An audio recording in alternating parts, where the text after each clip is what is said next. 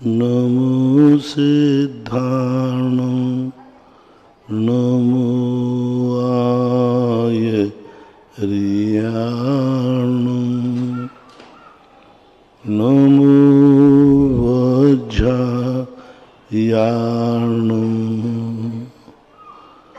नमो लोये शवशाहूर्णं।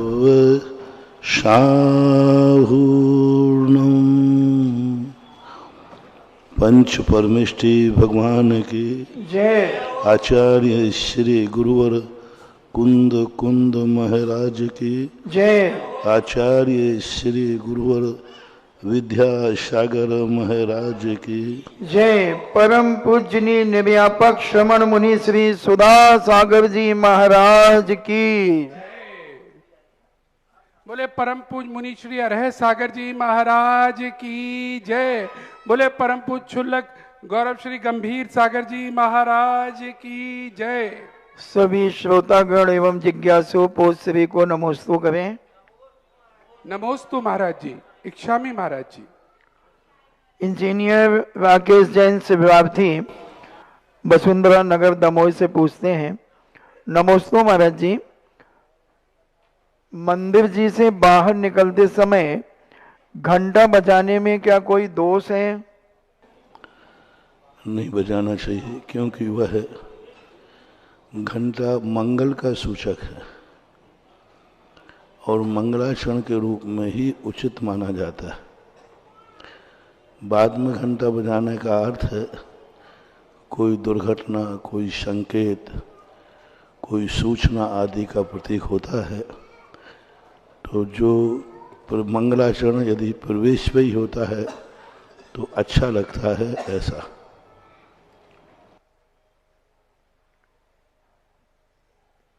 आदित्य जैन गंज बासवादे से पूछते हैं, नमोस्तु भगवान, हम अनुकूलता, प्रतिकूलता और दुर्बलताओं को किस प्रकार समझें? अनुकूलता वह है जिसमें अपने और अपनों को जो अच्छा महसूस हो वो अनुकूलता है, अपने लिए और अपनों को अहितकारी हो वो प्रतिकूलता कहलाती है। हमेशा ध्यान रखना। दुर्बलताओं जो और दुर्बलताएं जो होती हैं वो हमारी कमजोरी कहलाती है। वो ना अनुकूलता है ना प्रतिकूलता है, हमारी दुर्बलता, कभी मानसिक दुर्बलता होती। जान रहा है व्यक्ति के गलत कार्य है, लेकिन मानसिक दुर्बलता के कारण से वही गलत कार्य करता है। कुछ लोगों को गलत कार्य करने की एक बीमारी होती है, वे रोते हैं, स्मोकिंग करने वाले होते वे रोते हैं, शराबी हैं रोते हैं, महाराज मैं क्या करूं, छुड़ाओ मुझे, बचाओ। दुर्लभता बन जाती है। कई लोगों का मन भी इतना कमजोर होता है कि वो जानते हैं कि यह कार्य मुझे नहीं करना चाहिए, लेकिन उनसे वही कार्य हो जाता है। वो वैसा ही सोचते हैं, लाख उपाय करें बचने का, वो ना करते, उसी के लिए हाँ कर देते। तो ये मानसिक दुर्लभता है, एक कर्म के कारण नहीं है, ये हमारी एक प्रकार की जागरूकता का अभाव है। उसी दुर्लभता को मिटाने के लिए तो हमें तत्व चिंतन करना चाहिए, तत्वदृष्टि रखना चाहिए। अच्छा सोच रखोगे दुर्बलताएं खत्म हो जाएंगी, गंदा सोच रखोगे दुर्बलताएं और बढ़ेंगी, मन भी कमजोर होगा, मन हतोत्साहित होगा, संसार में उपेक्षा होगी, स्वयं धीरे धीरे करके अपने आप को इतना दुर्बल मान लेगा कि उसे अनुकूलता भी प्रतिकूलता रहेगी। दुर्बलता जब आती है तब अच्छी बातें सुहाती नहीं है। अपना अच्छा व्यक्ति भी कहेगा तो तुम्हें चिड़चिड़ापन आएगा, तुम उसको दुश्मन मानोगे। जो तुम्हारे बुरे कार्यों में विघ्न डाले और तुम्हें चिड़चिड़ापन आवे तो समझ लेना वह बुरा कार्य तुम्हारी दुर्बलता बन गई। जैसे एक दिन प्रवचन में मैंने कहा था, आप दो दोस्त मिलकर के कोई कार्य करने वाले थे, इतने में तुम्हारे पिताजी आ गए। तो मैंने पूछा था कि तुम्हें अब कैसा लगा। तुम्हें मालूम था कि पिताजी नहीं आएंगे, तुम लोगों ने प्लानिंग बना लिया, और एकाएक पिताजी आ गए, तो आपको कैसे लगा? बुरा लगा या अच्छा लगा? 90% तो बुरा लगा। अरे कहाँ के, हमने तो सोचा था आएंगे नहीं। समझ लेना तुम्हारी दुर्बलता है, तुम्हारा भविष्य अच्छा नहीं है। और यदि तुम्हें ऐसा लगे ओहो मैं जो कार्य करने वाला था पिता के सामने तो कर नहीं सकता था, और एकाएक पिताजी आ गए, इसका अर्थ है ओहो बहुत अच्छा हुआ, नहीं तो मेरे से बहुत अनर्थ हो जाता। पिताजी आने से विघ्न नहीं हुआ, हम एक बहुत बड़े पाप से बच गए। यदि ऐसी अनुभूति तुम्हें हो गई तो जाओ, तुम्हारी हर दुर्बलता तुम्हारी वीरता में बदल जाएगी और तुम एक दिन बहुत बड़े सहिष्णु हो जाओगे। सुभाष चंद्र जैन दिल्ली से पूछते हैं, नमोस्तु महाराज जी, कसाय प्रावत ये क्या है? कसाय प्रावत है अध्याय, कसायों का वर्णन करने वाला अध्याय, चैप्टर, ऐसा माना। राजीव जैन शिवार्थी अमर पाटन से पूछते हैं, नमोस्तु महाराज जी, दिव्योदेश पूज्य आचार्य श्री से रचित में 11 अंग और 9 पूर्व का ज्ञान मिथ्या दृष्टि को भी हो सकता है। जैसे सम्यक दृष्टि को 11 अंग और 10 पूर्व का ज्ञान हो जाता है, तो उसके बाद उन मुनिराज के पास देवता आ जाते हैं, इसका क्या आश्रय है? मिथ्या दृष्टि भी 11 अंग भिन्न 10 पूर्वी 10 में प्रवेश कर जाता है, और उस समय जो देवता आते हैं मिथ्या दृष्टि उनको ग्रहण कर लेता है, सम्यक दृष्टि उनको छोड़ देता है, आगे बढ़ जाता है। और सम्यक दृष्टि को, अविरत सम्यक दृष्टि को, ऐसा नहीं कहा मुनि महाराज को, अविरत सम्यक दृष्टि को 11 अंग कितने भी पूर्व का ज्ञान नहीं होता है। सम्यक दृष्टि यानी मुनि महाराजों को द्वादशांग का ज्ञान मिलता है। अविरत सम्यक दृष्टि को कहीं भी किसी भी रूप में मनुष्य पर्याय में अंगों के ज्ञान की चर्चा नहीं है। चौथे गुण स्थान में यदि पूरे द्वादशांग का ज्ञान होता है तो देवताओं में होता है, 9 में ग्रह के देवता आदि होते हैं, ये पूरे द्वादशांग के पाठी होते हैं। मुनि महाराज मनुष्य पर्याय में नहीं होता। मात्र एक प्रसंग मिलता है कि सुलोचना ने जब आर्य का दीक्षा ली उस समय उसको 11 अंग का ज्ञान था, यानी ज्ञान प्राप्त किया है, इतना उल्लेख मिलता है। पत्रकार महेंद्र जैन इंदौर से पूछते हैं, नमोस्तु महाराज जी, तीर्थंकरों पर जब उपसर्ग हुआ उन्होंने शक्ति होने के बावजूद प्रतिकार नहीं किया, लेकिन हम लोग शक्तिहीन होने के बाद भी छोटी सी बातों पर लोगों से विवाद कर बैठते हैं। महाराज जी, इस प्रवृत्ति पर हम कैसे नियंत्रण कर सकते हैं? जब व्यक्ति वस्तु स्वरूप को जान लेता है फिर वो विसंवाद नहीं करता, वह उपसर्ग आने पर टालता नहीं है। वो जानता है कि वस्तु स्वरूप है, मेरा जो चेतन स्वरूपी स्वभाव है ये सामने वाला जानता नहीं है, और ये जानता होता है तो मेरे ऊपर उपसर्ग नहीं करता, और ये कुछ नहीं जानता है, मुझे जानता नहीं है तो फिर कर रहा है, उपसर्ग करने दो। तो हमारे लिए स्वाध्याय जो है तत्व चिंतन है, सदलोगों के विचार हैं, महापुरुषों की कथाएं पढ़ने से बहुत कुछ साहस आ जाता है। हम बताते हमारा प्रैक्टिकल, जब कहीं जाते हैं तो कई बार इतने मच्छर हो जाते, इतने मच्छर कि सामायिक करने में मन नहीं लगता, इतने काटते, बहुत काटते, कान में घुसेंगे, नाक में घुसेंगे, मच्छर ही मच्छर रात में, और छतों वगैरह पे तो मच्छर ज़्यादा होते ही हैं। अब क्या करें? तो हम लोगों के पास एक उपाय रहता है, तो हम उस दिन क्या करते हैं, मुनि महाराज सुकौशल मुनिराज को ध्यान करते हैं, और जैसे सुकौशल मुनिराज का ध्यान करते हैं मच्छर काटते रह जाते हैं और सामयिक हो जाती है। यही हमारी मच्छरदानी है, यही मच्छर।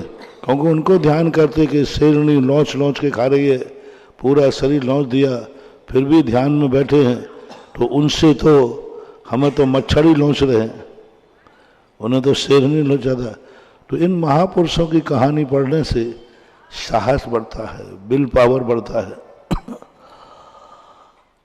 ऐसा बात है। राजेंद्र जैन मेरठ से पूछते हैं, नमोस्तु महाराज जी, जिनेन्द्र भगवान की पूजा में जब हम पुष्प अर्पण करने का क्या फल है?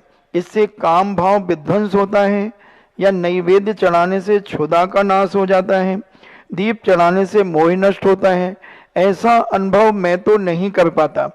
फिर इनको अर्पण करने से क्या प्रयोजन सिद्ध होता है? ये प्रतिबिंब कहलाते हैं, प्रतीक कहलाते हैं।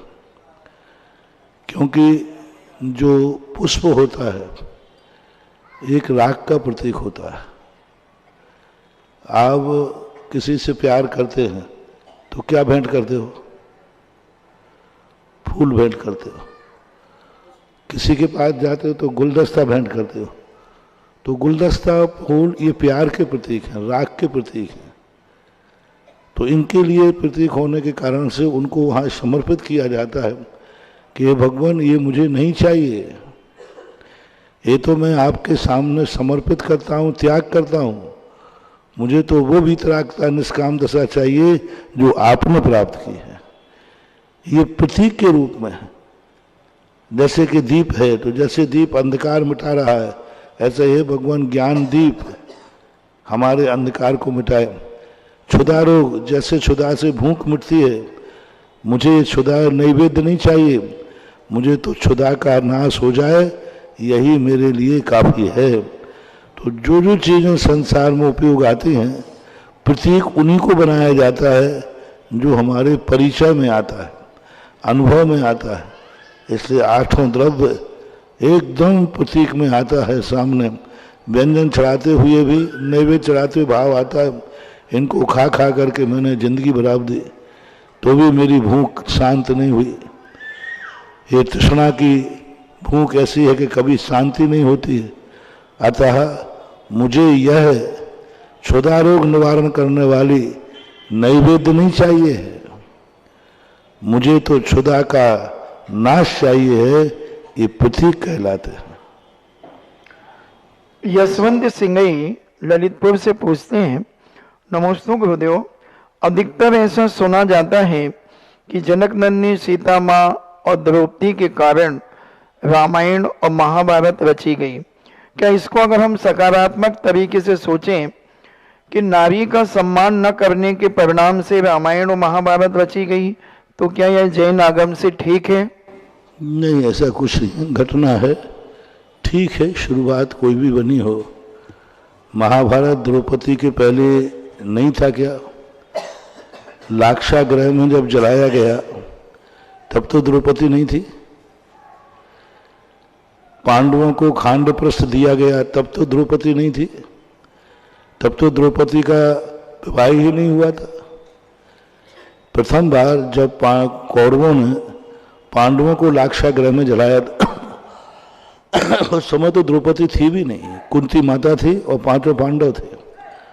तब वो लाक्षागृह में से, गुफा में से निकल करके वनवास की तरफ गए और वहाँ ब्राह्मण के वेश में रहे और उसी वेश में द्रौपदी का वर्ण किया। तो उस समय तो द्रौपदी थी नहीं।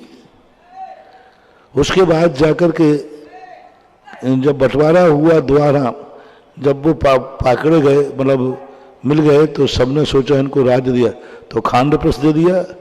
दिल्ली का जो प्रदेश है ना, ये खांडप्रस्थ कहलाता है। दिल्ली खांडप्रस्थ था, वो इंद्रप्रस्थ बना दिया। फिर बाद में जो द्वारा जो युद्ध हुआ है, उसको तो कहने में आता है कि द्रौपदी की एक बात ने ये सारा हंगामा खड़ा कर दिया, निमित्त बन जाते। सीता के कारण से वनवास नहीं हुआ था। वनवास तो कई थे, और पूछा जाए तो दशरथ की भूल से। दशरथ नीति भूल गए, दशरथ की भूल थी, नीति है। आप सभी लोग सुने, नीति भूल गए कि स्त्री को कभी किमिक्षक दान नहीं देना, चाहे मां भी क्यों ना हो।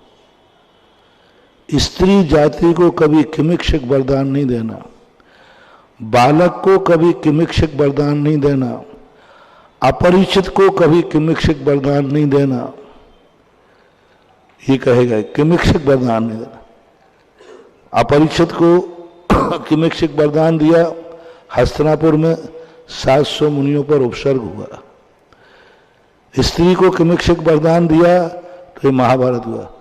कितनी भी प्यारी स्त्री क्यों ना हो, कितनी भी, उसकी सीमा नहीं बताओ, लेकिन कभी भी नीति है किमिक्षक वरदान नहीं देना,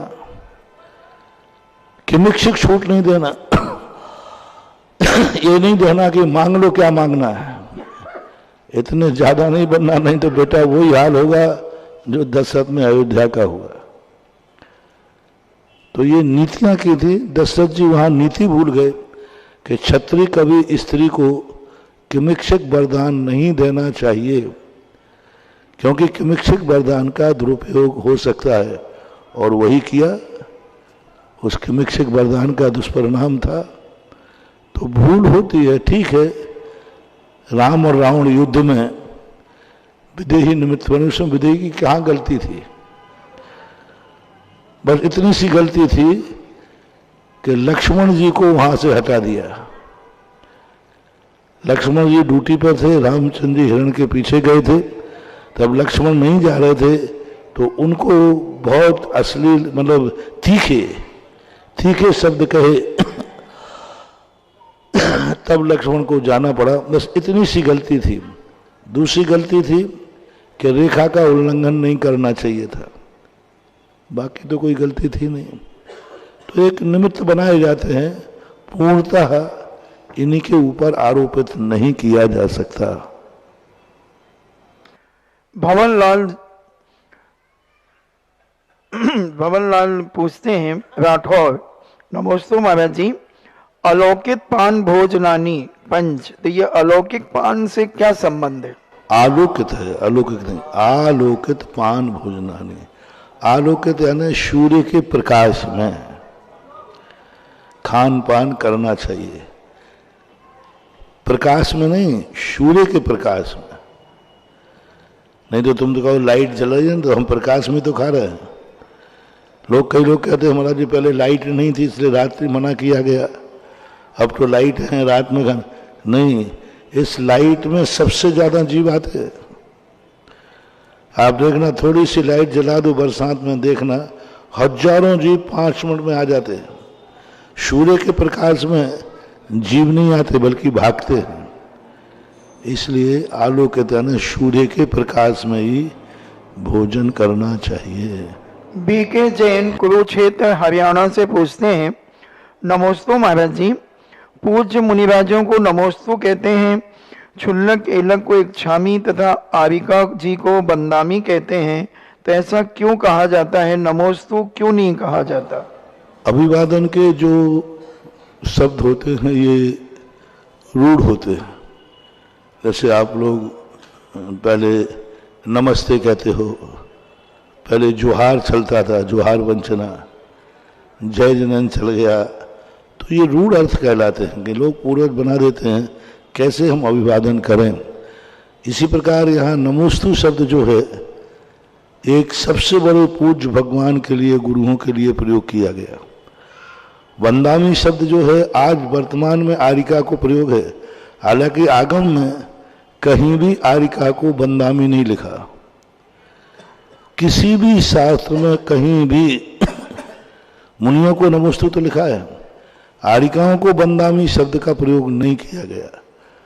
वंदामी शब्द भी मुनियों का प्रयोग था। अंचेमी, पूज्यमी, वंदामी, नमस्कामी, दुखो को कमो, तो वंदामी शब्द था ही नहीं, इच्छाकार शब्द था।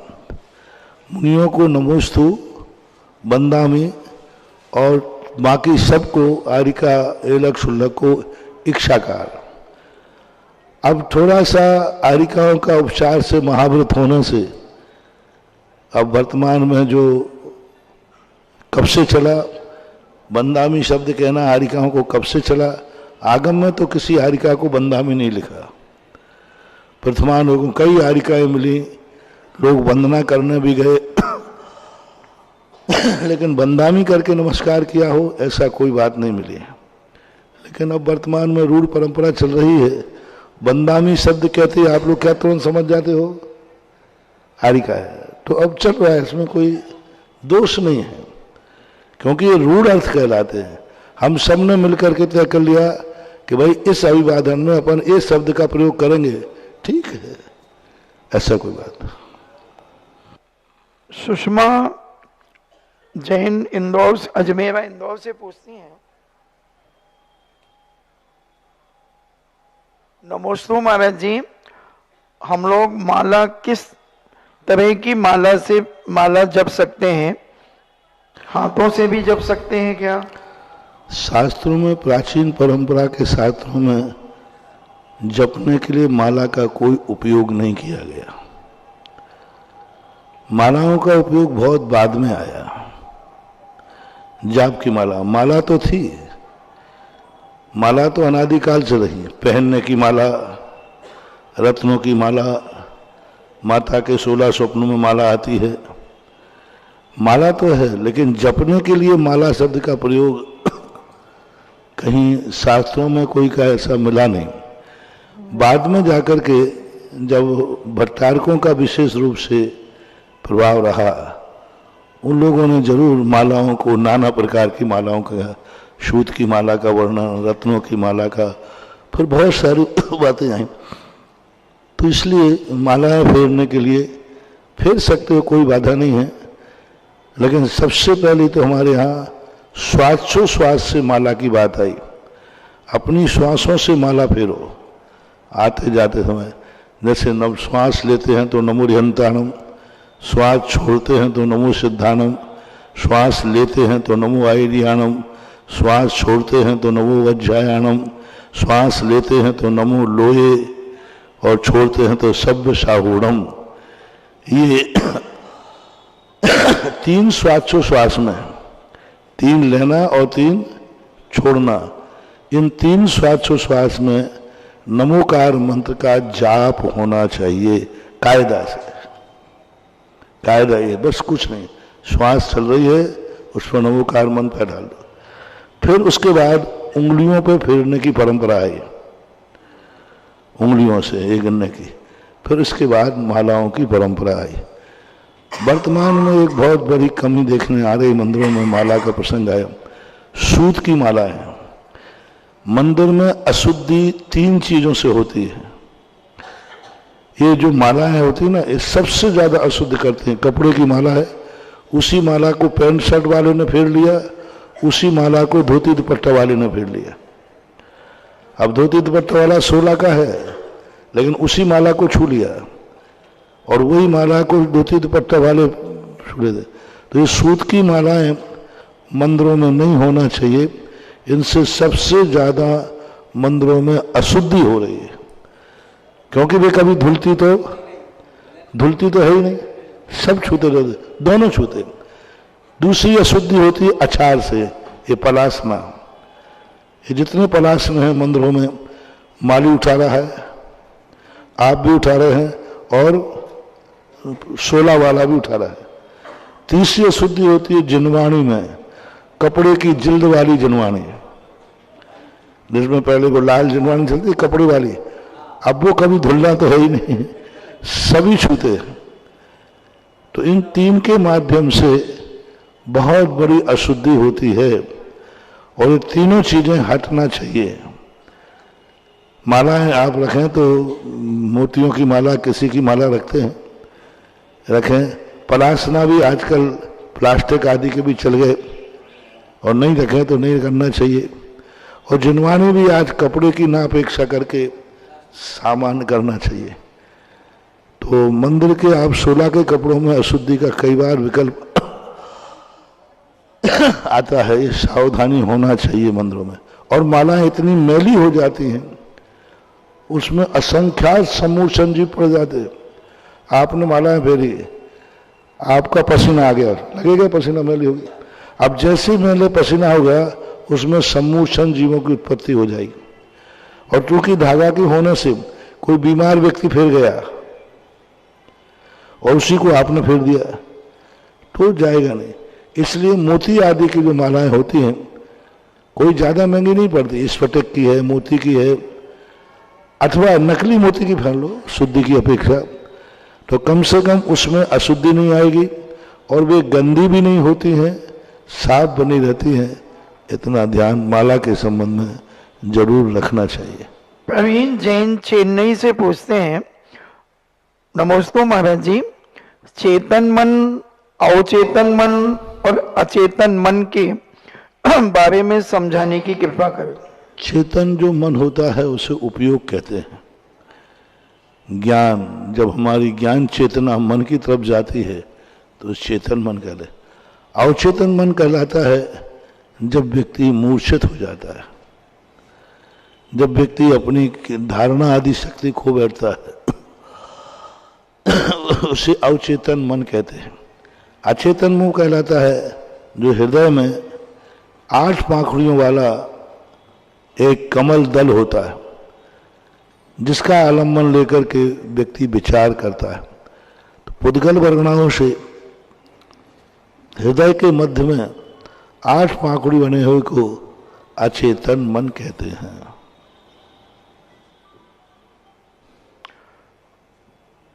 अवचेतन और चेतन मन और अवचेतन 3 प्रकार के।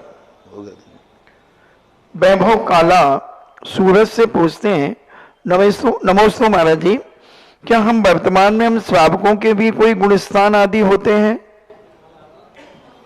श्रावकों के गुणस्थान 2 होते हैं। सम्यक दृष्टि है तो 4था गुणस्थान, और यदि 12 व्रत ले लेता है तो 5वां गुणस्थान भी हो सकता है। आज शिवार्थी संयम जैन अहमदाबाद से पूछते हैं, नमोस्तु महाराज जी, आहारचर्या और अभिषेक क्रिया आदि शुद्ध वस्त्र पहनकर हम लोग किया करते हैं, मगर साथ में मोबाइल और घड़ी आदि अपने पास रखते हैं महाराज जी, और धागे आदि हाथ में पहने रहते हैं, तो इनके द्वारा क्या कोई अशुद्धि होती है?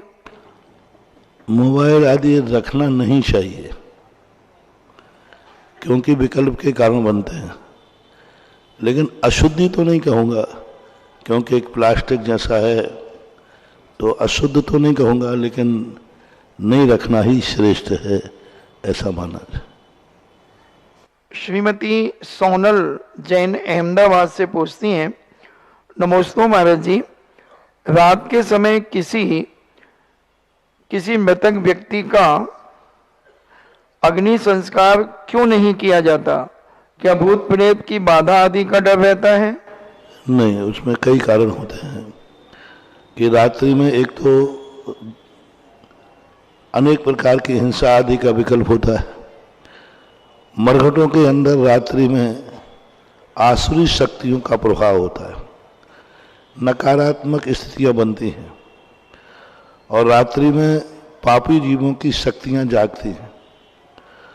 पापी जीव आक्रमण कर सकते हैं, और ये बात भी शास्त्रों में आया है। पूज्यवर श्रीकोटि महाराज ने लिखा कि रात्रि में यदि किसी का मरण हो जाता है तो एक पैर के अंगूठे को चीरा लगा दिया जाता है, जिससे कारण दिया है कि रात्रि में जो निशाचर होते हैं, व्यंतर आदि होते हैं, ये विचरण कर सकते हैं, वो डेड बॉडी में प्रवेश करके उसका दुरुपयोग कर सकते हैं, उड़ा के ले जाएं, आकाश में नचा दें, ये कर सकते हैं, प्रकोप हो सकता है। इसलिए पैर में अंगूठे में चीरा लगा देते हैं। खंडित शरीर में प्रेत आत्मा प्रवेश नहीं करती है ऐसा उल्लेख जैन आगम में, जैन शास्त्रों में है। तो एक कारण तो वो है ही, और दूसरा कारण यही है कि रात्रि में आसुरी शक्तियां बढ़ती हैं, कोई भी आक्रमण आदि कर सकता है, दुरुपयोग कर सकता है।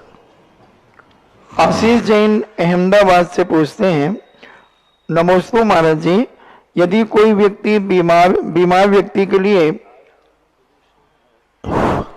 आज जो देशों में है वहां दिन रात का कोई भेद नहीं, क्योंकि आज मरघट में जाते ही नहीं, आज तो सीधा मशीन में रखते हैं। अब कोई दिन रात का भेद खत्म हो जाएगा, क्योंकि मरघट है ही नहीं। अब तो सीधा सिस्टम है।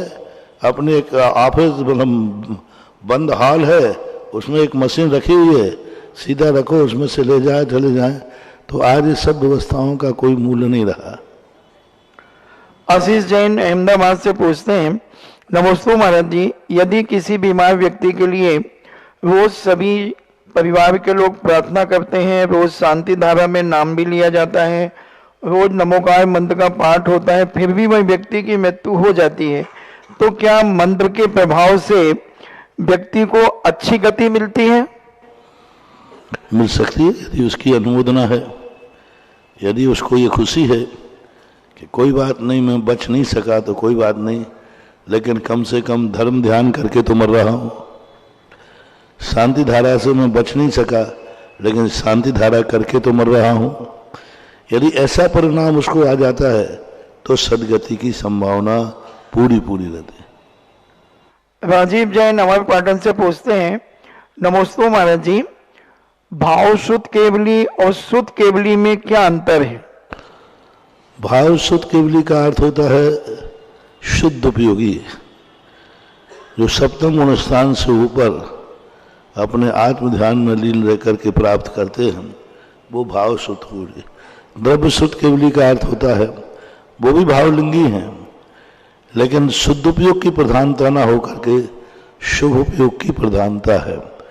उनकी दृष्टि आत्मा में लीन रहने की रहती है और इनकी दृष्टि सारे जगत को, द्वादशांग को जानने की रहती है। दोनों भावलिंगी होकर के भी अभिप्राय में अंतर है। वो आत्माभिमुख होते हैं।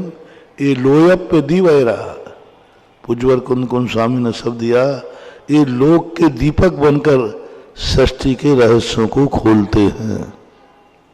तो क्या भाव शुद्ध केवली नियम से मोक्ष जाते हैं? भाव शुद्ध केवली उसी भाव में मोक्ष जावे ऐसा कोई नियम नहीं है। पूज्यवर उमा स्वामी महाराज के अनुसार शुक्ल शाद्य पूर्व विधा, अष्टम गुण स्थान में भी विद्वासांग के ज्ञाता हो जाते हैं, और उस समय अष्टम गुण स्थान उपसम श्रेणी वाला भी चढ़ता है। तो उपसम श्रेणी वाला जब चढ़ेगा तो उनको तो द्वादशांग का ज्ञान हो गया, फिर वहां से गिर करके भी वो अर्धपुद्गल परावर्तन काल तक भटक सकता है, ऐसा भी उल्लेख आया है। इसलिए ऐसा तो नहीं कह सकते कि उसी भाव में मोक्ष जाएगा, जा भी सकता है और नहीं भी जा सकता। डॉक्टर मगन जैन आष्टा से पूछते हैं, नमस्ते महाराज जी, पाप के आश्रव के लिए जीव और अजीव किस प्रकार अधिकरण बनते हैं? पाप को जीव के लिए अपने परिणामों के अनुसार हम उस वस्तु को देख रहे हैं या उससे राग द्वेष अपना स्वार्थ देख रहे हैं। किसी भी वस्तु को ज्ञेय बना करके देखते हैं, और जब हमारी ग्रहण बुद्धि तव और मम की बुद्धि आ जाती है तब हमारे लिए वह बंध का कारण बन जाती है। और यदि मान लो ज्ञेय की दृष्टि है, मात्र हम जान रहे हैं, देख रहे हैं, तो कोई पाप का बंध नहीं होता। ऐसा अवनीत जैन इटावा से पूछते हैं, नमस्ते महाराज जी, मुझे हमेशा बहुत डर और भय लगता है, जबकि हमने आज तक किसी के साथ कभी बुरा गलत काम नहीं किया, फिर भी पता नहीं क्यों, किस कारण से मैं भयभीत रहता हूं। बुरा ना हो जाए ये भय तुम्हें लगता है। बुरा नहीं किया है पर डर लगता है, आज तक तो बुरा नहीं किया, अब बुरा ना हो जाए। तो ये जो भय है, ऐसा यदि भय है कि मैंने कभी बुरा किया नहीं, अब मेरे से बुरा ना हो जाए, तो ये भय अच्छा है। जैसे हम लोगों को हमेशा भय बना रहता है, कोई पैर चलते समय जीव न मर जाए, कोई बोलते समय कोई गलत शब्द न निकल जाए, आहार करते समय कोई अशुद्ध आहार न ले लूं, ये भय बना रहता है। तो ये भय गलत नहीं है, ये भय होना ही चाहिए। यदि आपका भय ऐसा है कि मैंने गलत नहीं किया, आगे ना हो जाए, तो ठीक है। लेकिन आपका भय कुछ और प्रकार का है, तो वो आपको निर्णय करना पड़ेगा। वेदचंद जैन पत्रकार पेंड्रा रोड छत्तीसगढ़ से पूछते हैं, नमस्ते महाराज जी, पूज्य आचार्य उपाध्याय और साधु परमेष्ठी के जो मूल गुण होते हैं, तो उपाध्याय परमेष्ठी के 25 क्यों होते हैं?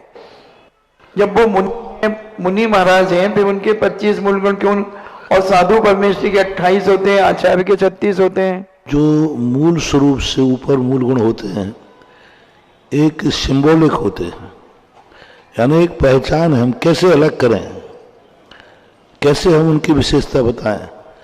तो ज्ञान की सर्वोत्कृष्ट दशा को उन्होंने वर्णन कर दिया। बाकी के लिए 28 मूल गुण तो तीनों के हैं, पर 25 जो मूल गुण हैं वो ज्ञान की अपेक्षा से, क्योंकि उपाध्याय ज्ञान का प्रतीक होते हैं, इसलिए उनको विशेष रूप से कह दिए गए। 25 ही मूल गुण होते हैं ऐसा कोई नियम नहीं। पूज्यवर नेमिचंद महाराज ने तो 25 मूल गुणों का वर्णन नहीं किया, उन्होंने तो उपाध्याय परमेष्ठी का वर्णन करते हुए कहा, जो रहनत जुत्तो निच्चा उपदेश दो निर्दह सो उपजायो सो साहू नमो तस्य, यानी भी उपाध्याय परमेष्ठी का रूप दिया। तो ये जो है एक कुछ ना कुछ तो हमें विशेषता उनकी होना चाहिए, यानी संघ में उनका ज्ञान सर्वश्रेष्ठ होता है। यहाँ तक लिखा है कि आचार्य परमेष्ठी गुरु होकर के भी गुरु से भी ज्ञान उनका ज्यादा होता है। कई गुरु ऐसे होते हैं आचार्य जो प्रभाव उनका अच्छा है, संघ का अनुशासन कर लेते हैं, दृढ़ चारित्री हैं, बहुत अच्छा है, लेकिन ज्ञान का अच्छे उपशम नहीं है। दूसरा शिष्य जो है उसकी हुकूमत नहीं है, दूसरों का संचालन नहीं कर सकता, उसका प्रभाव नहीं है, लेकिन ज्ञान का क्षोभसम इतना है कि एक बार के पढ़ने में याद हो जाता है। तो ऐसे संघों में उपाध्याय की स्थापना की गई। उपाध्याय पद क्यों जरूरी पड़ गया? क्योंकि आचार्य में ज्ञान हो ऐसा कोई नियम नहीं है। वहां सूर्यता, वीरता, प्रभुता, ये सब तो गुण होना चाहिए, तो वो आचार्य तो बन जाएगा, लेकिन ज्ञान कौन देगा?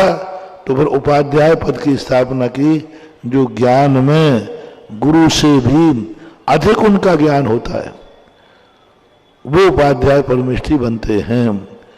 बाकी यदि कोई आचार्य स्वयं अपने आप में ज्ञानवान है तो फिर उसे किसी भी प्रकार से उपाध्याय आदि की जरूरत नहीं है। जिज्ञासा समाधान के लाइव सेशन में आप सभी का स्वागत है। बहुत ही रोचक प्रश्न चल रहे हैं और अभी अभी आचार्य और उपाध्याय परमेष्ठी की चर्चा यहाँ पर आई और उपाध्याय पद की क्यों नहीं आवश्यकता है उसकी विवेचना हमें मिली। ये प्रश्न आता था और बहुत अच्छी तरह से आज यहाँ उत्तर मिला है। मित्रों, एक और जो अक्सर हमारे जिनालयों में हमसे गलती होती है, उसका जिज्ञासा में जो प्रश्न आया था और उत्तर मिला था, और वह था अशुद्धि का। यानी हम लोग सूत की माला का प्रयोग अनजाने में कर जाते हैं। एक तरफ सोले के वस्त्र पहने हुए होते हैं और दूसरी तरफ सूत की माला और पलासने और इसके अलावा जिनवाणी ये अक्सर छू लेते हैं। पेपर से लगी हुई जिनवाणी जो आजकल होती है, तो इसका उपाय हमें करना चाहिए।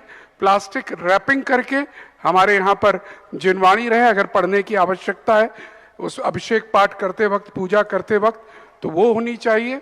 और जैसा कहा कि सबसे अच्छा है स्वाचोश्वास या फिर हाथों से हम माला ले, नहीं तो फिर मानकों की माला वो ले सकते हैं। चलिएगा आपकी जिज्ञासाओं की ओर बढ़ते हुए, हमारे बीच में शिवपुरी से प्रमुख नाड़ी रोग विशेषज्ञ वैद्यराज श्री अशोक जी शर्मा पधारे हैं। जरा जोरदार तालियों के साथ हम स्वागत करना चाहेंगे। श्री अशोक जी आचार्य श्री और जहां भी आवश्यकता होती है हमेशा अपने सेवाएं देने के लिए तत्पर रहते हैं और आज हमारे बीच हैं। एक बार समाज की ओर से उनका हम हार्दिक स्वागत और अभिनंदन करेंगे। और मैं अनुरोध करूंगा हमारी टीम को कृपया आए और एक श्रीफल उनको दें, वो अर्पण करेंगे। श्रीफल और स्वागत होगा नगर की ओर से आपकी तालियां जरा जोरदारी के साथ बजनी चाहिए। अगर कोई जिज्ञासा भी पूछना चाहे, कोई प्रश्न मन में आए तो अवश्य कीजिएगा। एक जनरल एक माइक दीजिएगा, बहुत अच्छा लगेगा।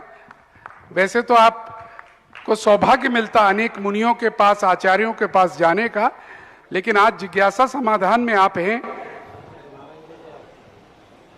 चलिए और अब सीधे हम चलना चाहेंगे मध्य प्रदेश महासभा के संयोजक और अशोकनगर समाज के मंत्री परम गुरुभक्त श्री विजय कुमार जी धुर्रा के पास, और अनुरोध करेंगे, अपनी जिज्ञासा रखेंगे। डॉक्टर साहब भी कुछ कहना चाहते हैं।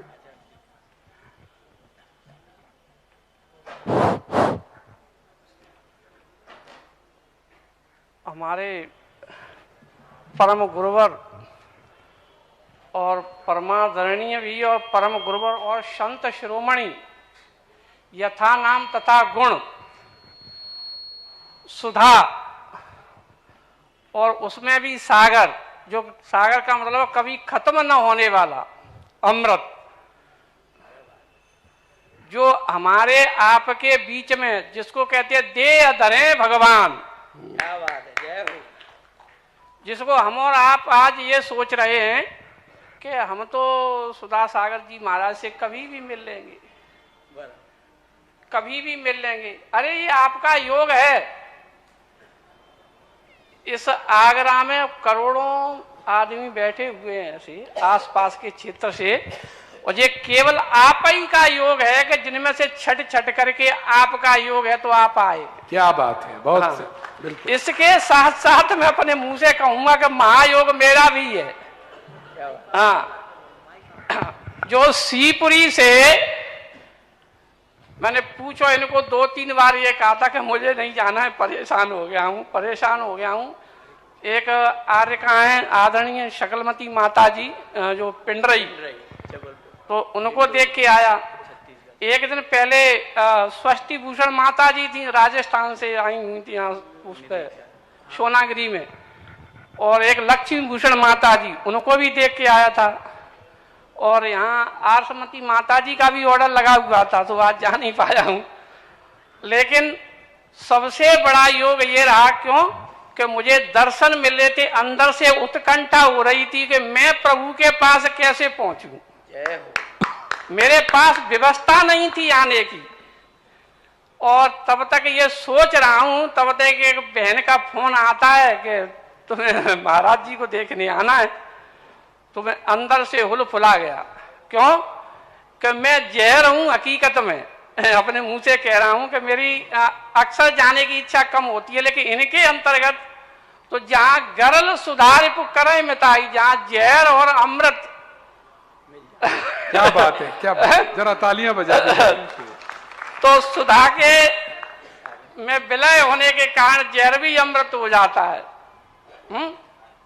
तो कहने का मतलब यह कि मैं ज्यादा नहीं कुछ कह पाऊंगा, क्योंकि जिसको कहते हैं कि ज्ञान के सामने मेरा तुच्छ स्थिति नहीं चल सकती, और कहने की मेरी हिम्मत भी नहीं पड़ रही है। लेकिन ये अहोभाग्य, सौभाग्य और महाभाग्य कहा जाए कि मैं सीपुरी से मुझे लाभ, जिसको क्या कहूं कि मैं इमोशनली हो जा रहा हूं, कि बड़ा सौभाग्य पद प्राप्त हुआ कि मैं दर्शन करने के लिए यहां तक पहुंच गया। बहुत वर्षों के बाद, बस मैंने फोटो देख ली है बस टीवी पे, इन पे बस, लेकिन साक्षात्कार ढंग से सामुख आमने सामने, तो सुबह से मैं भूख कम लग रही है, उलफुला ज्यादा रहा हूं। क्या बात है, चलिएगा तालियां। और मैंने एक चित्र प्रभु का मैडम के लिए भी डाल दिया, तो वो कह रही हैं कि आप इतने नजदीकी से दर्शन कर रहे हो। मैंने कही और क्या, कि हमको कब ले जाओगे, कि मैंने कि तुम्हारा योग बनेगा तो ले जाएंगे, नहीं बनेगा तो राधे राधे। चलो मैं वाणी को यहीं विराम देता हूं, जैसा जैसा बढ़ता जाऊंगा, क्यों स्वयं आचार्य श्री गुरुवर के भी गुरु उनका भी चिकित्सा करने का सौभाग्य मुझे प्राप्त हुआ है, एक बार नहीं 20 बार 50 बार। और सबसे बड़ी बात यह है कि मैं ये नहीं कहूँगा, शिष्य तो सभी शिष्य होते हैं, हर भाग बॉडी का हर भाग महत्व होता है, लेकिन शिष्यों में भी शिष्य, परम शिष्य सुधा सागर महाराज हैं, जिनका वो गुरु शिष्य स्तवन करे, गुरु का तो चलता भी है, लेकिन गुरु भी स्तवन करे शिष्य का तो बहुत बड़ी बात। और जिसके लिए आप सामने बैठे हैं, आपका सौभाग्य है, महासौभाग्य है कि जिनके आप साक्षात दर्शन कर रहे हैं। किंवदंतियां और कहानियों में पढ़ा करेंगे बच्चे आपके कि वो भगवान भगवान, और आपका सौभाग्य का आप साक्षात्कार भगवान से हो रहा है। चलिए, बहुत बहुत धन्यवाद, जोरदार तालियों के साथ अनुमोदना।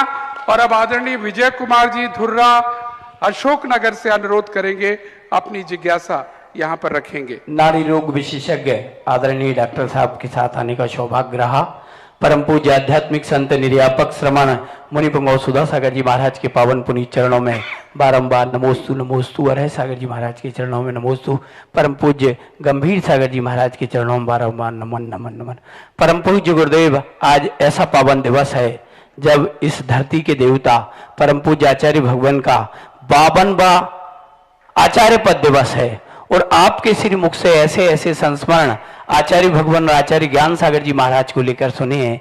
एक संस्मरण आपने जो सुनाया था, मुझे याद आ रहा है कि आचार्य श्री पद नहीं ले रहे थे और उन्हें जबरदस्ती पद दिया गया। तो क्या उनकी निर्मोहता थी या इस जगत के जीवों का पुण्य था जो आचार्य भगवान ने पद स्वीकार किया और ऐसे महान संत को दीक्षा दी जो आज सारे हिंदुस्तान में तीर्थों का उद्धार करा रहा है, जो सारे हिंदुस्तान में श्रावक संस्कार के माध्यम से संस्कारों की बगिया फैला रहा है? क्या ऐसे संत के ये सब हम सबका पुण्य है या आचार्य महाराज की कृपा है? परम पूज्य गुरुदेव। पूज्य ज्ञान सागर महाराज की दूरदृष्टि है। ज्ञान सागर महाराज ने जो दूरदृष्टि देखी कि यह आचार्य पद इनको लेना अनिवार्य है, उन्होंने अपनी इस वृद्ध अवस्था में आचार्य पद लेकर के देने की, इसलिए क्योंकि वो जानते थे कि गुरु के द्वारा दिया हुआ पद ही स्वीकार करेगा, समाज का नहीं। तो उन्होंने खुद आचार्य बनकर फिर उनको आचार्य पद दिया। उनकी निर्वृत्ति तो सभी की होती है, आचार्य से की भी निर्वृत्ति है, गुरु की भी है, लेकिन जब धर्म की रक्षा की बात आती है तो अपनी योग्यता को छुपाना भी एक प्रकार का अंतराय है। धर्म कार्य में जैसे कहते हैं ना कि योग्यता नहीं छुपाना चाहिए, इसी प्रकार जिनमें धर्म की प्रभावना करने की शक्ति है उनको धर्म की प्रभावना में अपना भागीदार बनना चाहिए। और अपन सब लोगों का तो बहुत पुण्य का उदय था जो इनके निमित्त से इतने सबका। कल्पना करो यदि आचार्य से नहीं होते, आचार्य पद नहीं लेते तो श्रमण संस्कृति का क्या होता। मैं तो कल्पना करके ही स्तब्ध रह जाता हूं कि आज इस युग में श्रमण संस्कृति की पर्याय बन गए हैं आचार्य श्री। जय हो जय हो जय हो। आज कोई आगम नहीं देखता है, आज आचार्य श्री ही आगम है। आज उनके वचन, उनकी चर्या श्रमण संस्कृति को कहां ले गए, कुंद कुंद को जीवित कर दिया, साक्षात महावीर स्वामी को जीवित कर दिया। और ऐसी ये प्रतिलिपि, ऐसे आचार्य श्री की जो कृति है, सब लोगों के पुण्य का उदय है। अपने भाग्य हैं कि अपन उनके युग में हैं, अपने पुण्य है कि वो हमारे गुरु है। जय हो जय हो जय हो। क्या बात है, बहुत बहुत धन्यवाद विजय जी। आज आपने स्मरण दिला दिया, आज पूज्य आचार्य श्री का आचार्य पदारोहण दिवस है। एक बार हम सब मिलकर जयकारा लगाएंगे। बोले आचार्य ज्ञान सागर जी महाराज की, बोले संत शिरोमणि आचार्य श्री विद्यासागर जी महामुनिराज की। और देखिए सौभाग्य है कि 3 मूर्तियां त्रिमूर्ति उन्हीं आचार्य श्री की आज हमारे सामने है, यह हमारे लिए परम सौभाग्य है। और आगे बढ़ते हुए देवनगर आगरा से सुगंधा जी जैन से अनुरोध करेंगे, जो खुद एक यूपीएससी ऑफिसर हैं। नमोस्तु महर्षि। महर्षि, मृत्यु के बाद क्षण भर से पहले भी जो आत्मा है वो दूसरे शरीर में प्रवेश कर जाती है। फिर मृत्यु के बाद जो किसी श्रावक के संस्कार होते हैं या समाधि मरण के बाद जो साधु महाराज के अंतिम संस्कार किए जाते हैं, उन क्रियाओं का क्या महत्व है? प्रवेश किसमें कर जाते हैं? मतलब जिस भी पर्याय में जाना है, किसी अन्य शरीर में आत्मा मृत्यु के बाद क्षण भर से पहले भी प्रवेश कर जाती है। मरण के बाद जब दूसरा शरीर धारण करती है आत्मा, ये मरण के बाद दूसरे शरीर में प्रवेश नहीं करती, स्वयं जाकर के वो शरीर का निर्माण करते हैं, स्वयं जाकर के दूसरा शरीर बनाते हैं और वो खुद जाकर आत्मा स्वयं बनाती है, जैसे हमारे यहाँ पर्याप्तियाँ कहते हैं, और उसके संबंध में जाकर वो शरीर बनाकर उसका मालिक हो जाती है। ऐसे दूसरे शरीर में कभी एक की आत्मा दूसरे शरीर में कभी प्रवेश नहीं कर सकती। माँ देवताओं के अंदर जो विक्रिया की स्थिति बनती है वो आत्मा प्रवेश नहीं करती, वो वैक्रियक शरीर को ऐसा बना करके अपने शरीर के अंदर प्रवेश कर जाते हैं, ये बात है। और क्या है? और महाराज जी, तो जो सुख दुख की अनुभूति होती है वो आत्मा करती है शरीर? क्योंकि वेद विज्ञान के हिसाब से हम कहते हैं कि दोनों अलग है। संसार दशा में संयोगज है, दो को मिलकर के ही अनुभूति होगी। अकेली आत्मा कर नहीं सकती, शरीर खा नहीं सकता, आत्मा खा नहीं सकती। दोनों को मिलकर के शरीर के अंदर भूख की भावना आती है, लेकिन अनुभूति जो करता है वो आत्मा करती है। शरीर में भोजन जाता है, शरीर ही पचाता है, शरीर में ही परिणमन हो जाता है। भोजन आत्मा रूप परिणमन नहीं करता। भोजन पुद्गल है, पुद्गल रूप में मांस मज्जा हाड़ आदि में परिवर्तित हो जाता है, आत्मा रूप में परिवर्तित नहीं होता। लेकिन आत्मा को अनुभूति होती है कि मैंने इसको खाया, मुझे भूख लग रही है। ये जो अनुभूति है यह शरीर को नहीं होती, आत्मा को होती है। जैसे एक उदाहरण देते हैं, बाहरी रूप से जब ममत्व भाव आता है तो आपके परिवार में किसी व्यक्ति को चोट लग जाए तो रोना आपको आ जाता है। आपको तो तकलीफ नहीं है, आप क्यों रो रहे हो? क्योंकि जिससे तुम्हें मोह है, जिसको अपना मानते हो, उसके दुख से तुम दुखी हो जाते हो। इसी प्रकार ये आत्मा इस शरीर को अपना मानती है कि ये शरीर मेरा है, तो शरीर में किसी प्रकार की कमी आती है तो आत्मा को दुख होता है। शरीर में भोजन की कमी आ गई तो आत्मा दुखी हो जाती, क्योंकि शरीर और आत्मा का ऐसा संयोग संबंध है। तो जो भूख आदि परिणाम है ये संयोगज परिणाम है, आत्मा के है नहीं, पुद्गल के है नहीं, और दोनों को मिलकर के आत्मा का परिणाम है। लेकिन शरीर के बिना आत्मा परिणमन ऐसी अनुभूति नहीं करती है। चलिए, जिससे पहले अगली जिज्ञासा की ओर बढ़े, मैं बताना चाहूंगा पूज्य श्री का इन दिनों अभिषेक शिक्षण हेतु विभिन्न मंदिरों में जाने का बड़ा सुंदर प्रसंग चल रहा है। और उसी श्रृंखला में आज प्रातः पत्तल गली, यहाँ की हमारे आगरा नगर की प्राचीन शैली है, उसमें जाने का सुअवसर हमें भी मिला पूज्य श्री के साथ। और जहां पर 4-4 जिनाले हैं, पूज्य श्री एक अक्सर बात कह रहे हैं, जहां हर मंदिर में जाकर जो समझा रहे हैं, और हमारे दर्शक भी सुन ले इस बात को, कि हमारे यहां पर देव दर्शन की कोई विधि नहीं है।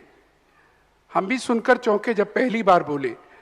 देव दर्शन नाम की कोई चीज नहीं है, लेकिन देव पूजा नाम की चीज है।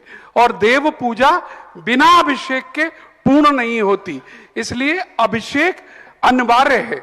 और पूरा समझाते हैं, और जब समझा रहे हैं तो जो असर पड़ रहा है, जिन मंदिरों में 5-10 लोग हैं वहां सैकड़ों लोग आकर शपथ पत्र भर रहे हैं कि कल से हम आएंगे।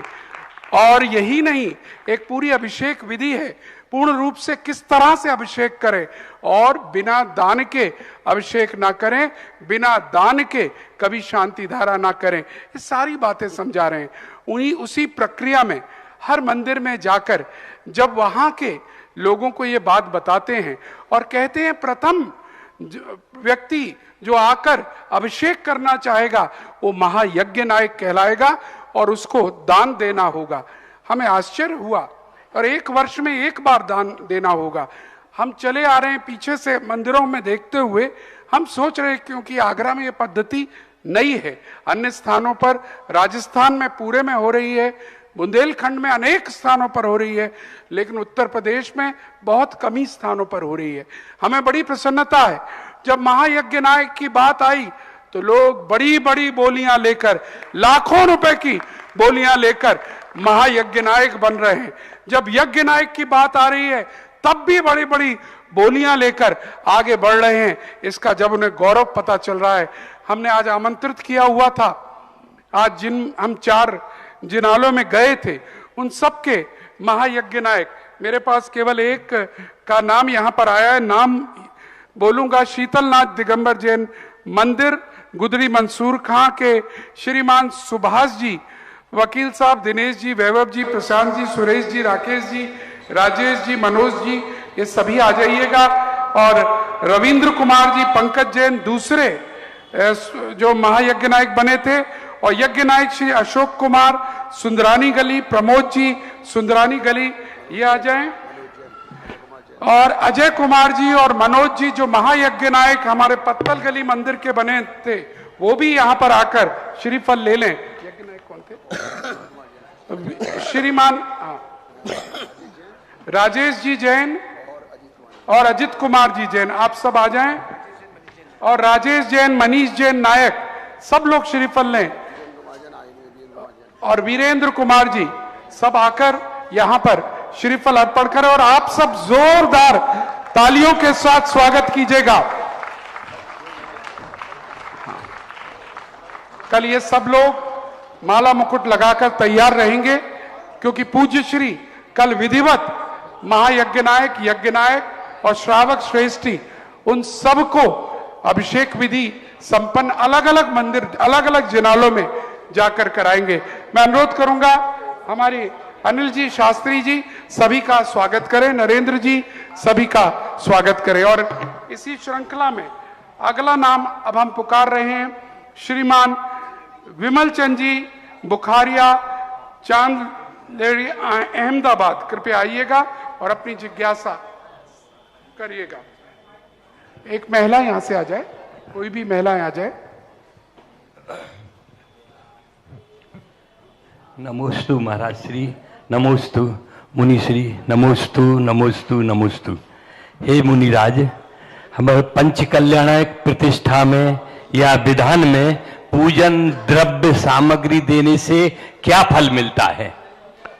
फल अच्छा ही मिलता है। भगवान की द्रव्य सामग्री को यदि अपन देते हैं तो एक तो अपन उसके कार्य के अनुमोदक हो जाते हैं, सामने वाले ने जो अनुष्ठान किया उसमें अपनी भागीदारी देने से व्यक्ति को इस प्रकार का पुण्यबंध होता है कि कभी तुम्हारे लिए कोई ज़रूरत पड़ेगी तो 4 लोग तुम्हारी कमी को पूर्ति करने के लिए तुम्हारे साथ खड़े हो जाएंगे। क्योंकि आज तुमने दूसरा तो विधान कर ही रहा था, पंचगणक हो ही रहा था, और आपने जाके उसमें सामग्री दे दी, तो इस प्रकार के पुण्यबंध होते हैं। कभी आपकी ज़िंदगी में ऐसी ज़रूरत पड़ेगी और तुम परेशान हो कि मेरे पास नहीं, तो 4 लोग आकर के तुम्हारे कार्य में सहयोग दे करके तुम्हें आगे बढ़ा देंगे। तो ये सब पुण्य जिस तरीके से आपका भाव रहता है, पुण्य भी उसी तरीके का बनता है। नमोस्तु महाराज श्री, नमोस्तु। चलिए, बहुत बहुत धन्यवाद। और निशा जी पाली आ जाएं। निशा जी, माइक पहुंचा दीजिएगा। नमोस्तु महाराज जी, नमोस्तु नमोस्तु नमोस्तु। महाराज श्री, जब भगवान तपस्या करते हैं तो वो कौन सा पेड़ होता है जिसके नीचे करते हैं? तो क्या उनका अलग अलग नाम होता होगा? भगवान जिस पेड़ के नीचे कर देते हैं वही पेड़ महान हो जाता है। क्या उनका नाम अलग अलग होता है क्या? सभी तीर्थंकरों के वृक्ष अलग अलग दिए, दीक्षा वृक्ष और केवल ज्ञान वृक्ष, दोनों वृक्षों के नाम शास्त्रों में पूज्यवर्य सवाचार्य महाराज ने त्रिलोय परिणति के अंदर दिए हैं कि जैसे आदिनाथ को बरगद का पेड़ था, आदित्यनाथ को पीपल का पेड़ था, ऐसे सभी तीर्थंकरों के अलग अलग वृक्ष हैं, उनके नीचे बैठ करके उनको केवल ज्ञान हुआ है। महाराज जी, तो है ना, जैसे ध्यान लगाते हैं तो क्या सोचना पड़ता? हम लोगों को तो कुछ समझ में नहीं आता। आप लोग जब ध्यान लगाते हैं तो कैसे? अभी हम लोग जो ध्यान लगाते हैं ना, तो हम लोगों का ध्यान तुम करो, बस इतना ही बहुत है। ठीक है नमस्ते महाराज जी, नमस्ते। श्रीमान पदम कुमार जी, जैन, छत्तीसगढ़, बिलासपुर, आइए आप अपनी जिज्ञासा। नमोस्तु महाराज जी, ये प्रश्न मेरा नहीं है, ये प्रश्न मेरे बहनोई साहब का है, चूंकि वो और उनका कहना है कि हम छत्तीसगढ़ में रहते हैं और भाव पूजा करते समय ओम ह्रीम बोलना चाहिए या नहीं? पहली पूजा भाव पूजा है ही नहीं कहीं, तो कहां से बता दें? आपके हिंदी अर्घ में आ गया भाव पूजा करे करावे आदि लिख लिया, भाव पूजा है ही नहीं। कहाँ लिखी भाव पूजा? पढ़ते हैं ना भाव पूजा, भाव बनना, त्रिकाल तो सब आपकी बनाई हुई है, मैंने तो आगम में भाव पूजा लिखी नहीं। भाव से पूजा तो है, भाव पूजा नहीं है। कितना अंतर है दोनों में? भाव पूजा और भाव से पूजा। मतलब जो द्रव्य पूजा है इसको भाव से करो, द्रव्य रहे पूजा कहीं है ही नहीं। किसी भी आगम में शास्त्र में भाव पूजा नाम की चीज नहीं है। कहां से आई मुझे पता नहीं। बिना द्रव्य की पूजा जो है वो पूजा नहीं कहलाती, स्तुति कहलाती है, वंदना कहलाती है। और स्तुति और वंदना के लिए हम लोग अधिकारी हैं। हम लोग स्तुति करते, पूजा नहीं करते, क्योंकि हमारे पास द्रव्य नहीं है। द्रव्य से रहित जो की जाती है वो स्तुति है, पूजा नहीं है। और आपका आवश्यक स्तुति नहीं है, पूजा है। और हमारा आवश्यक पूजा नहीं है, स्तुति है। अंतर समझना, हमारा आवश्यक स्तुति वंदना है, पूजा नहीं है। हमारे साथ में कहीं नहीं लिखा कि हम आवश्यक में पूजा लिखा, और तुम्हारे आवश्यकों में स्तुति नहीं लिखी, वंदना नहीं लिखी, पूजा लिखी है। क्यों इतना अंतर आया? तो जो अष्टद्रव्य से लेकर के की जाती है भगवान की भक्ति पूजा है, बिना अष्टद्रव्य के की जाती है वो स्तुति कहलाती है। इसलिए भाव पूजा नाम की कोई चीज नहीं है। भाव से पूजा है तो द्रव्य पूजा भाव से करो आराम से। नमोस्तु महाराज। बहुत अच्छा प्रश्न है साथियों, ये इसका बहाना हम लोग बहुत उठाने लगे हैं। भाव पूजा हम लोग भी सीख गए। बिल्कुल भाई साहब ने सही प्रश्न रखा और पूज्य श्री ने उसका निराकरण हमने भाव से पूजा है, भाव पूजा हम लोगों के लिए है ही नहीं। चलिएगा, मैं अब राजेश जी जैन कचहरी घाट से अनुरोध करूंगा, अपनी जिज्ञासा को यहाँ पर रखेंगे। गुरुदेव के चरणों में बारंबार नमोस्तु नमोस्तु नमोस्तु, छोलगी चरण में इच्छामी इच्छामी इच्छामी। महाराज जी, मेरी शंका है कि जैसे सनातनियों में गुरु को गुरु दक्षिणा दी जाती है, ऐसी हम जो है आप कुछ लेते तो है नहीं, लेकिन आप ये बताइए कि हम आपको क्या गुरु दक्षिणा दें कि हमारा जीवन सफल हो जाए। 4 महीने से हमने आपसे बहुत कुछ सीखा है, लेकिन हम चाहते हैं कि हम क्या गुरु दक्षिणा दें आपको जो है। पूज्यवर अकलंक स्वामी ने राजवार्तिक में इसका वर्णन किया है। गुरु दक्षिणा का नाम तो उन्होंने दिया नहीं है। गुरु दक्षिणा जैन दर्शन में नहीं आती। वहां पर लिखा उन्होंने, गुरु ने आपके ऊपर उपकार किया है शिष्य पर, तो शिष्य गुरु पर उपकार कैसे करे? तो जिस भावना से गुरु ने आशीर्वाद दिया है, जिस भावना से गुरु ने प्रोत्साहन दिया है, उस भावनाओं को पूरी कर देना ही गुरु दक्षिणा कहलाती है। शिष्य को दीक्षा दी है, अब गुरु को क्या दे, जिस भावना से उन्होंने दीक्षा दी है उस भावना को पूरी कर देवे, पूरी निभावे। यही जैन दर्शन के अनुसार दक्षिणा है। आगरा वालों, तुमसे हमें कछु नहीं चाहिए और जो हमने दिया है उसी को जीवन में उतार लो, हमारी गुरु दक्षिणा हो जाएगी। हम आपके मंदिरों में जा करके मुझे कुछ नहीं चाहिए, जो तुम्हें बता रहे हैं इसी को जीवन भर पालन करते रहना, हमारी गुरु दक्षिणा हो जाएगी। नमोस्तु महाराज जी, नमोस्तु। चलिएगा आगरा वालों, सबसे बड़ी गुरु दक्षिणा आपको दो देनी है। एक तो हर मंदिर में पुजारियों की भीड़ हो जाए, अभिषेक करने वालों की भीड़ हो जाए, होना प्रारंभ हो गई है।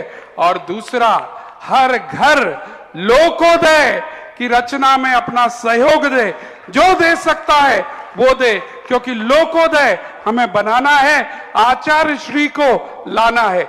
अब अगला नारा यही है, और जितनी शीघ्रता से लोकोदय हम बना पाएंगे तब पूज्य श्री के साथ आचार्य श्री को ला पाएंगे।